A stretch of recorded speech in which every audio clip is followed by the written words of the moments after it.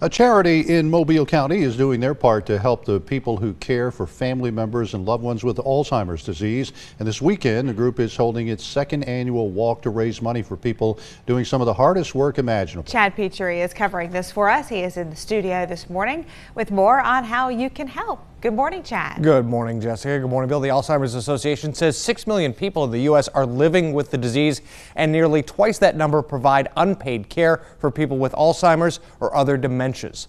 The Doris and Marie Jones Foundation, benefiting Alzheimer's caregivers, is a local charity. It was founded by Gina Scott and her brother to help bring relief and recognition to the people who care for dementia patients. Many times these are family members trying to help with an illness that can be like a roller coaster. This Saturday, starting at 8, the group will hold its second annual Strolling for Alzheimer's Caregivers fundraising walkathon that'll be at High Point Park in 8 Mile.